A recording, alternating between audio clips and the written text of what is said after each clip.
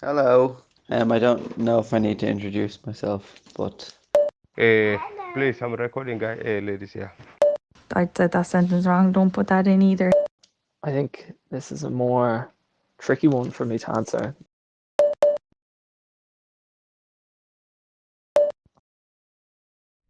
You, you have held me when nothing else can, when no one else can. I know the edges of your buildings, their dappled roofs, the sound of rain upon you, the smell of it in the heat, in the dips where the water gathers, where it overflows, and how it sticks to my legs, reminding me when I forget. I feel when you are tired, the spaces in you that hold regret, the dark corners. Some hold sad memories.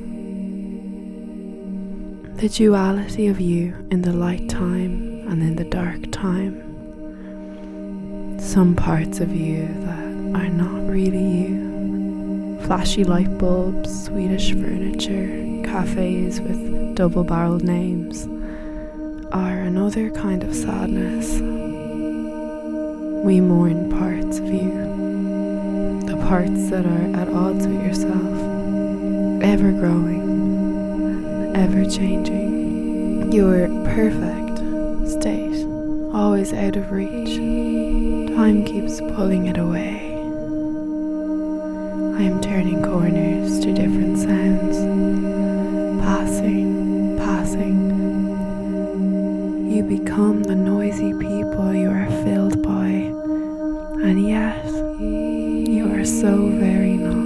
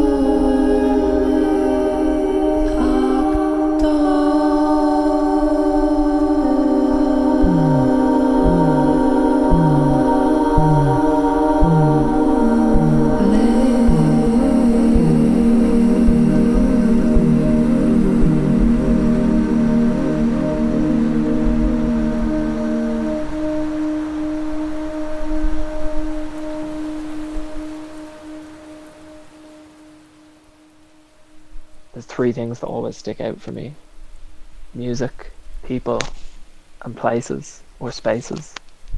And we have a brilliant audience in Ireland and in Dublin. Like leaving all the worries behind, coming in, dancing and enjoying themselves. The atmosphere, the atmosphere and the happiness in in people's eyes, the smell, how to call the whole thing, the whole thing of how to call people mingling, people of all backgrounds, all ages. I just remember feeling like I was part of a family, and it was very wholesome and nice and not intense in any way possible, just like a nice meditation, chaotic meditation. That energy that was in the venue of a lot of people who had an emotional connection to the space that night was electric. There's a lot to be said for coming out of a club or being in a club or a venue and just feeling this is great. This is all I need, you know. And then leaving there and just looking out on the city, looking out on the water, and just feeling inspired by the city, feeling inspired by the people you met that night, wanting to go home and make a tune then, you know, as soon as you get back or the next day or over the weekend. And a lot of the people I met through those days, I'm still friends with today. A lot of those people who didn't know each other have gone on to do other things together, or get married or have kids. It has to be viewed as something that is culturally extremely important. So I think the attitude needs to change within the powers that be. We have to make it more accessible and encourage new and young people to come through with their ideas and their visions and dreams. So whether that's young people out there who might want to start a label or start a club night or start a festival or a website or a blog or a record music shop, whatever their dreams and aspirations are, they are the future of the scene, as they always are, of any scene. And I don't think in Ireland we're very good at encouraging and making it easy for young people to come through. And I think if we can address that, the sky's the limit, because a lot of the young people I talk to are amazing and they have great sense of what it is they need to do, but they don't always have the platform or the spaces on which to do it. I'm doing a H-dip in counselling and psychotherapy, and I was just reading the other day that dancing is one of the greatest relievers of anxiety, and I think people really underestimate nightlife and what it does for people in terms of, I'm 20 years playing and I've seen people fall in love on the dance floor that are together years later. I've seen the shyest person be able to come into a club week after week and really come out of themselves. I've seen people who are afraid to come out to their families come out in clubs and be accepted, and that's what it's about. It's about community. I actually cannot wait to dance and just to, I don't know, to go out and to be able to just close your eyes and just move and you connect with people on the dance floor, and you might never see them again, but it's just a total, it's this language I'm really, really missing.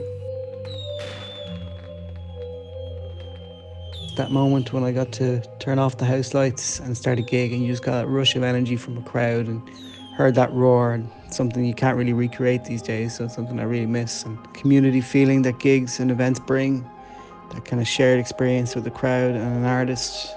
It'd be great to have people back dancing again. It's like, you know, when you go into a club at the start of a night and the dance floor is empty, and like seeing, it's like the effort, the labour that's involved in getting that dance floor going for the first person to go out and do that dancing. It like feels like we're all caught in that state at the moment where we're all looking at an empty dance floor, and it's like our living room or our kitchen, do you know what I mean? And it's like, it's very hard to get the dance floor going when it's just you on the dance floor, whether that be in a club that's waiting to fill up, or whether it be in your kitchen losing your mind because you've been in it for the last year or whatever. So yeah, I've had a really distinct craving for densely packed indoor spaces. But the first Homelands in '99 was a landmark event and cemented electronic music in Ireland. Everything from the artwork, presentation and promotion to the lineup, which was huge, with different sounds and genres across multiple stages, tents and stages for what was the first time. What springs to mind is seeing Dispatcho at Electric Picnic a few years ago. They were playing off vinyl, and there wasn't an emphasis on genre, any one specific genre, or even beat matching. They were just playing really good songs. The first thing that springs to mind, of course, was in the Button Factory for Le Savy Fav, New Year's Eve, I think it was 2010, where the band all ended up in the crowd. They pulled people out of the crowd, and the punters were playing the instruments for the band. And I, of course, was stage managing, and I was holding onto their cables and their instruments, and they were crowd surfing. The place was hopping. It was unreal. It was brilliant. The energy was fantastic. For me, the 2 days sold out Rock Show at the Street 8 in the Old Tivoli Theatre. That's the one that stands out at the top of my most satisfying gigs. I can still remember like if it was yesterday when the 40-foot truck arrived from Spain. It was full of crazy costumes, mind-blowing decorations, lots of magic there. It was a whole venue takeover by a kind of circus. Oh my God, how do you narrow down your fondest memories of you being DJing and dancing in Dublin for 20 years? I guess all of the festivals for me were huge ones, opening and closing Wanderlust stage for a couple of years in a row. At Body and Soul was absolutely epic because the crowd were unbelievable. Crawdaddy, Tripod, Pod, when you couldn't Shazam tunes and you heard stuff for the first time and you'd go back to see a DJ hoping you'd hear that track again and you're too shy to approach DJs. When I got the opportunity to do live visuals for Scream, who was closing one of the main stages at Live Festival back in 2015, and it was the first time the visuals and the lighting kind of integrated together, and it wasn't just like a video in the background, but the video actually had an element of emotion and control over the audience. It just really blew me away. I remember just being able to just have a solid color of red punch out over thousands of people and just hear the roar when the bass dropped at the same time. It was addictive.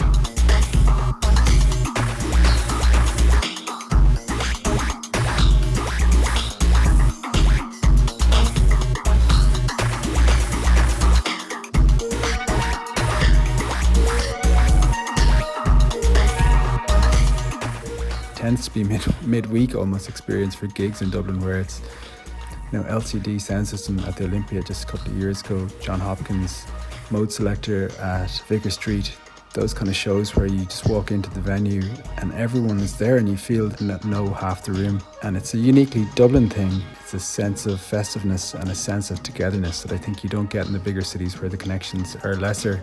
And certainly for us as a gang of friends over the last couple of years, it's been based around places like the Big Romance, Lucky's, again Hang Die, those little small places that have kept the spirit of togetherness going in a Dublin that's changing. And usually the real highlights have been to end up in somewhere like Jigsaw Deneen's Backstory Night, where again that sense of knowing people and the fraternity I suppose in Dublin is really unique, and it's something that's lost in the bigger cities. We don't have a Berghain, or we don't have a Trow. We don't have one of those really incredible clubs that is kind of talked about world over, but what we have is the sense of connection and togetherness, and that's what marks Dublin out and the nightlife in Dublin out.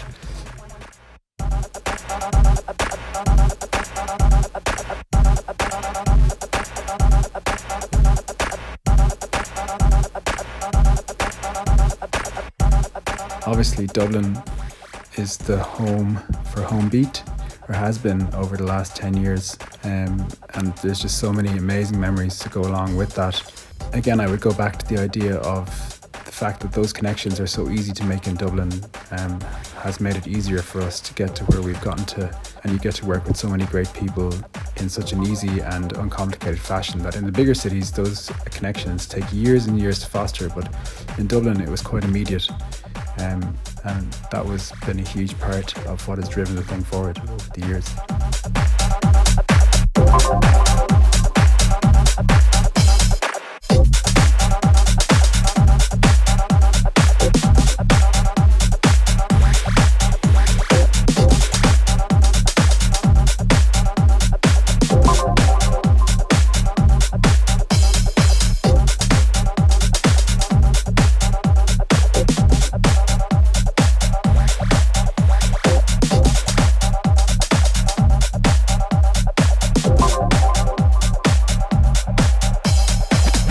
Bloody Beetroots, they played in the Button Factory as well. I remember that. I remember I think the crowd when they were DJing, the crowd, were they pulling the decks on the riser into the crowd? I remember holding the whole DJ riser on the stage for that. And the crowd they were so wild. It was just the roof was bouncing off the place. And I remember that the punters, they actually ripped the couch out of the wall up in the balcony. I shouldn't be laughing. and they danced it over their heads, walked it down the stairs and into the main venue, and this couch was like crowd surfing around. They literally ripping the place apart. They tore the place apart. It was wild.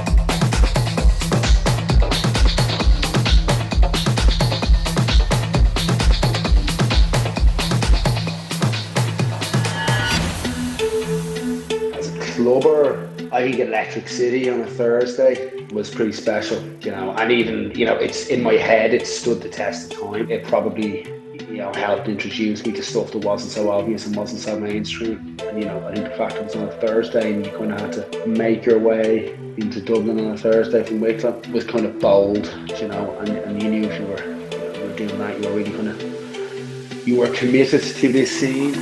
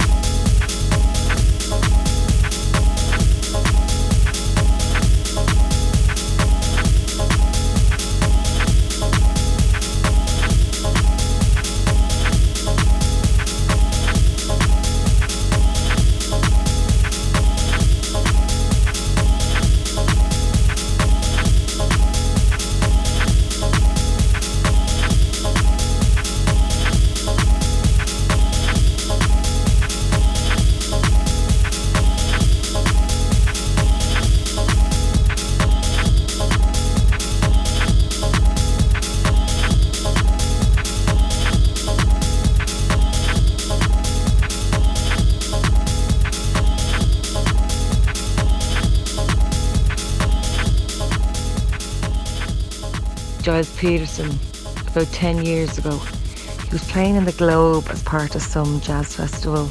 He played the Hot 8 brass band, Sexual Healing. It had just come out and he had a demo of it. And he played it and everyone went insane. And we approached him and asked him what it was and he told us about it. And we got chatting to him and it was really, really lovely little hang, dancing with him. And then at the end of the gig, he gave us the track. And so for a while we were the only ones in Dublin with that track. And a lot of DJs ringing us up, give us that fucking track, it's Whopper. Those little things like that, those memories really stick in my head.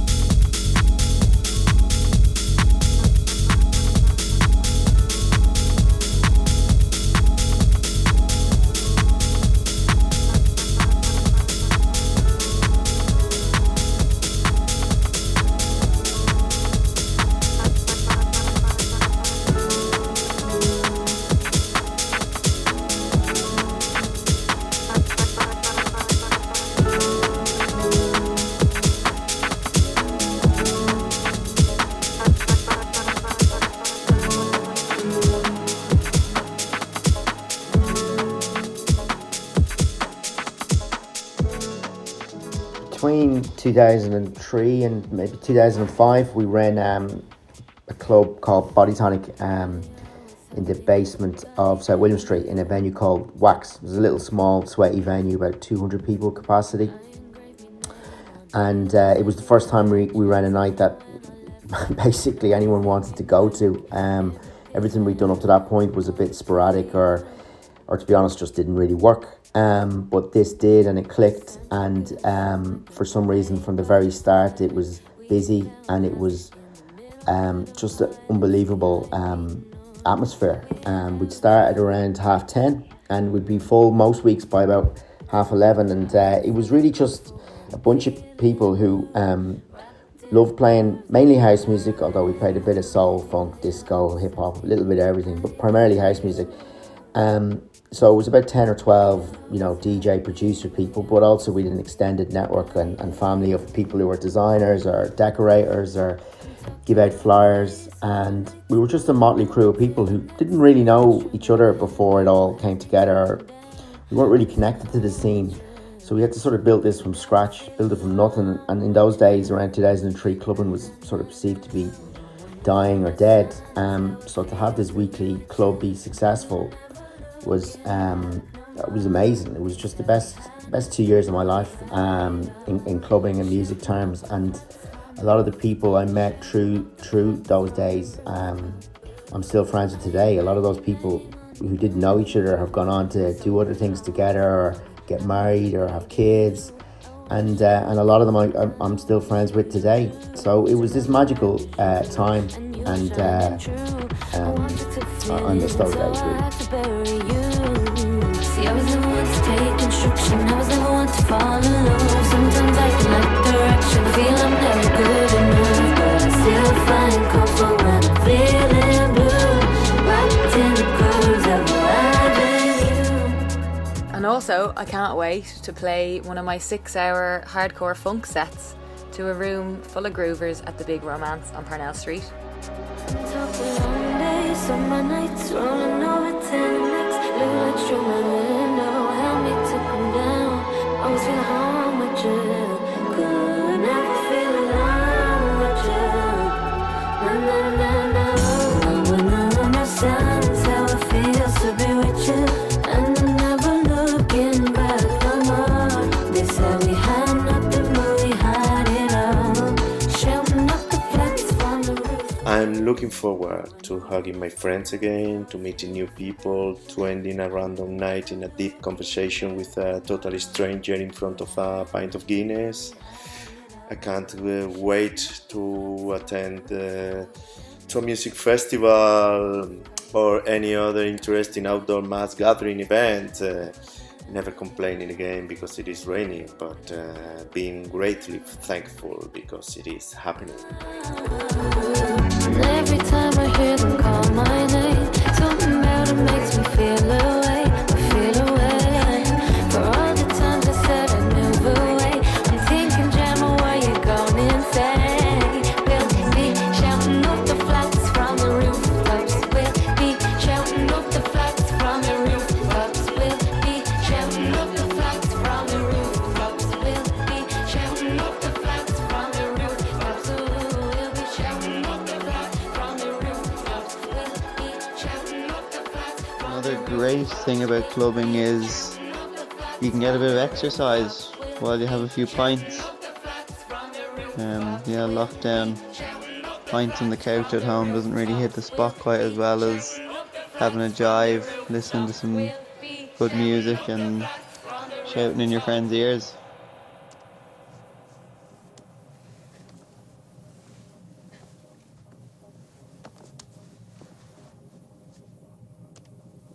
I used to get all of my kind of meditative, reflective, cathartic time. A lot of that was expressed in like dancing, and so like, and also like in terms of physical exercise as well. That was like my main source of physical exercise. So like after that, since like the pandemic began, I got a bike. I've been cycling like every day. If I don't get like 15 to 20k in on the bike pretty much every day, I really start to lose my mind. But then I've been bringing out a speaker on the bike, which has been a great buzz, where I've just like strapped a Bluetooth speaker to my handlebars, and then I just like turf out like very fast-paced techno mixes and cycle around the Phoenix Park, and it's a great buzz because it's like, it's kind of, you get that thing, like that loneliness that you have in the kitchen. It's not there when you're out in the open in the public, and like it's a bit obviously it's a bit rude to be like bombing around the place blasting music out, but I feel like when you're moving fast enough on the bike, you're not really disturbing people for long enough that it's actually that offensive. And the amount of positive interaction that you get, particularly from like kids. Like I was like going down through Stony Bar the other day and somebody just goes, "You playing out the bleeding techno," and it's just like you always have this amazing engagement from people. And even if it's like, you know, people out for like a stroll in their middle age, you'll get like a kind of a little bit of a shake as they're kind of power walking through the park in pairs and stuff like this. So it's very nice to feel that connection and just hear somebody go "yup" when you're like cycling around. It feels like you're sharing something, which is like, again, the kind of feeling I suppose that we get when we're actually in those environments. So that's been a really great substitute for what I've been craving, but like saying, yeah, again, very difficult to replace. Music can be a vehicle for change, and dance music especially can bring together people from so many backgrounds with this idea of release and emotional release and physical release too. They weren't there just for the music. It wasn't about who was playing, it was about the music and the space and the people they were with. Or I just remembered the feeling. Like, it was so good, I lost myself in it. And there's nights where I can, and this is strange to describe because I haven't really thought about this, but I can actually still feel the amount of people that were in the room and where I was standing, or like if I was on the stage or if I was in the audience. And you could be DJing whatever, it could be any type of genre, and everyone will get involved. Like, everyone's just there to have a good time, and that's what I really loved about the atmosphere of that place. Having a jive, listening to some good music and shouting in your friends' ears. And seeing smiling faces on a dance floor lose themselves to music. Like this last year, I cannot tell you how much I miss it. It's almost been like a death. The night, it is an important part of any true city. It is an important part of its commercial, cultural and social fabric. Give Us the Night, and the name Give Us the Night probably gives the impression of just like one issue or one thing that we want to do. We want to do many things, and we're trying to change many things. We're trying to change the culture, and I think it's actually, when it happens, it'll have a broader effect on society in general. I believe it can do, and I feel if younger people actually have an outlet and a place and feel that it is that they do is actually respected and not looked down upon, I think that would be a great start and would kind of be a bit of a cultural shift in itself.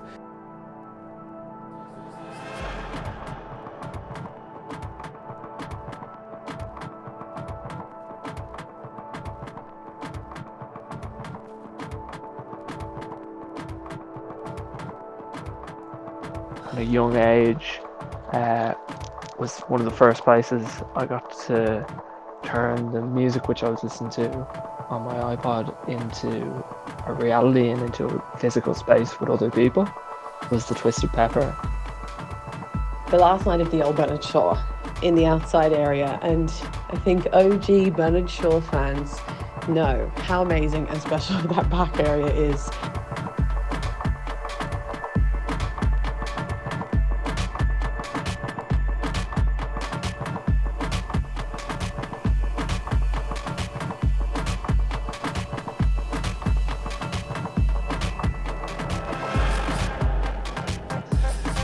There's a pretty small scene here in Dublin, for example, which means a lot of the same people end up going to the same places, which is one of the few positives of having a lack of venues here.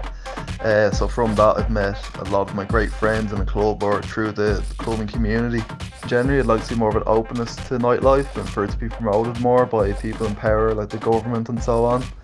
I'd also love to see slightly older age demographics in nighttime venues and nightclubs in Dublin. It seems to mainly be sort of late teens, early 20s, mid 20s, which is great, but it seems to be a lot different to European capitals where the age profile will be a bit older. And I'd hate to think that here there's a bit of a stigma to go clubbing as you get older. And if there was one, I'd love to find ways to eliminate that. And in doing that, you'd open up the community and the nighttime market to a lot more demographics. Well, obviously there's a lack of spaces dedicated to clubbing, but we really lack places you can rely on to be creative in. Places that, you know, you could be sure aren't going to be demolished to make way for something else in the next couple of years. I feel a lot of the great venues that we had are gone now. In Cork, we've lost the building that Dali was in, we've lost the Kino. I saw, you know, about things being able to open later when we do open up again. But the first thing I thought was, where can we go? What I'm trying to say is there's just a real lack of spaces for up-and-coming DJs, established DJs, the works, everything.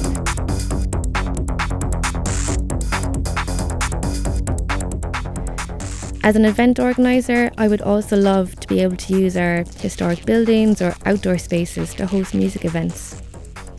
There is so much red tape when it comes to this area, and I feel like the public should have more access to hosting music events in our cultural spaces.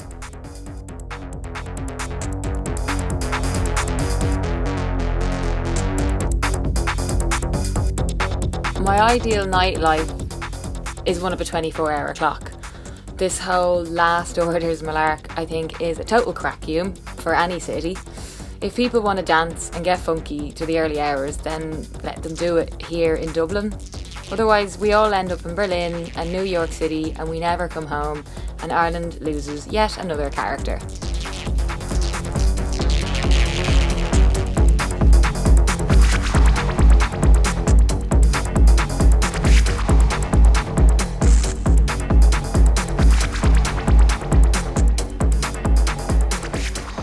The pandemic has made a great impact on our nighttime industries, and it could give us a fantastic opportunity not only to plan to reopen Ireland's nighttime economy, but also to reshape the meaning of the nighttime experience. A trial of new licensing options, like a license for pop-up bars and pop-up events to help activate and diversify the nighttime economy.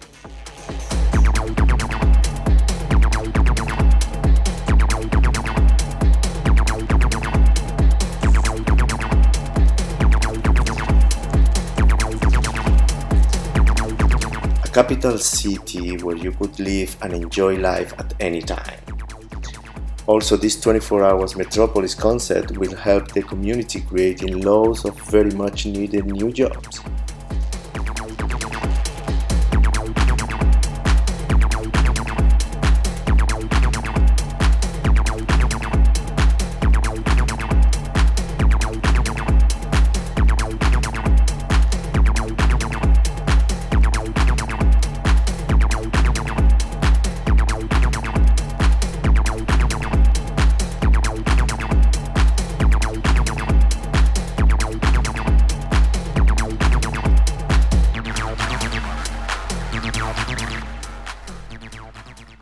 I would like to merge the dance floor with the wider aspects of club culture, because I think in Ireland you have been limited to this intense 3-4 hour, you know, blast of music, craziness, frenzy, everything. Do you know what I mean? And in a way, I think it's been part of its beauty, but you know, if we are going to take these steps forward, and I certainly see them as steps forward, there's, you know, I think there's a chance to, you know, make space both physically and mentally to ramp up the creative elements that surround club culture, involve people for longer, involve a wider net of people in the kind of community that makes it up.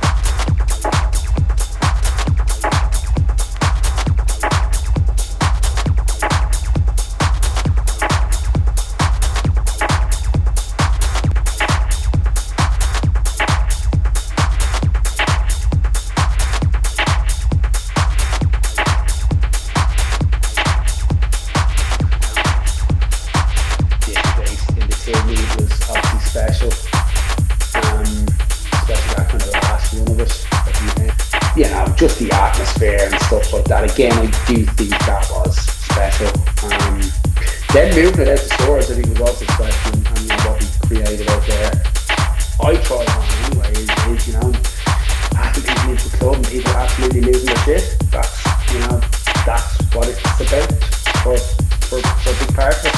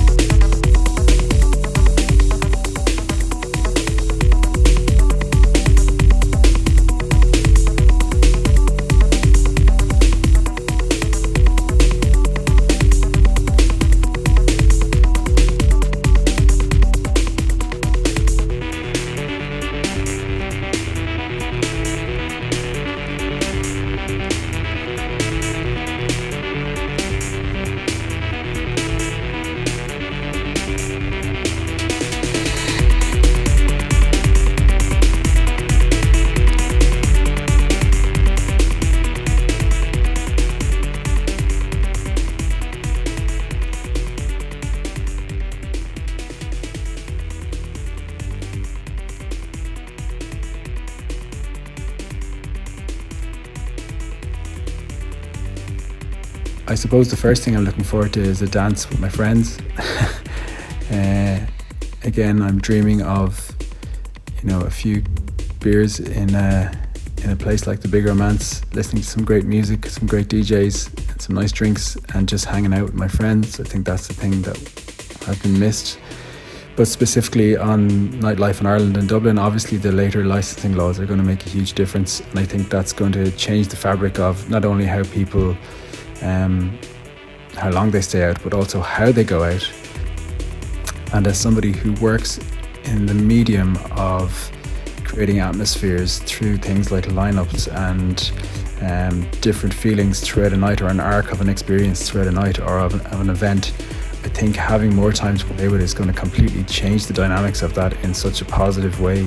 It's going to mean that people interact with the night in a completely different fashion on both sides of the performance.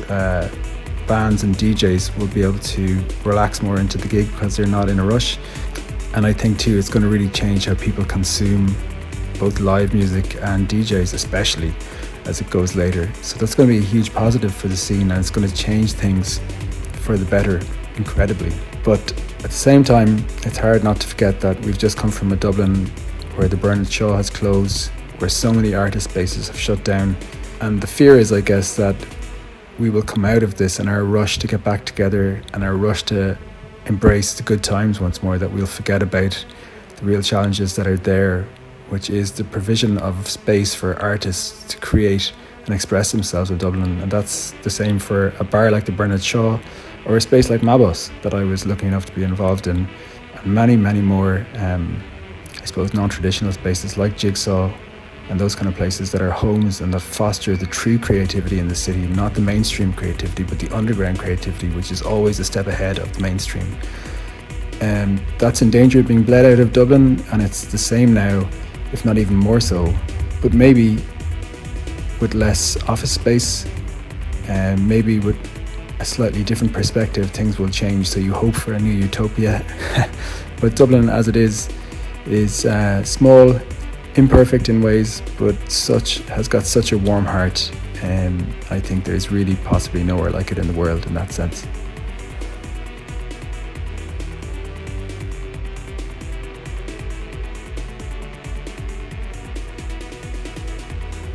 Nobody does this work unless you love it. I think everyone who's involved in this is in it purely because of their passion, and in many ways it's a terrible career to get into financially, and even the amount of energy and time that you have to put into just like 3 hours of entertainment, it can absorb your week. It can absorb all your headspace, but it's all worth it. It's all worth it because when you sit back and you watch a room full of people enjoying themselves, even if it's like 20 people or 20,000 people, it's just irreplaceable, that feeling that you get. And you know, there's many people like ourselves who've been doing this their whole adult lives. You know, I've been doing this since I was in college, non-stop. Every single week I've had events, and all of a sudden it's all just stopped, and we've had to really reassess who we are, what we do, what we will do, what we're looking forward to. And I'm sure for everyone in the industry, that's created a huge challenge, and I'm sure it's been difficult for everyone at different points. But I also think that we can all make something really good of it and use this to reassess what's great about our city, and to focus on that, focus on the positives and make them happen.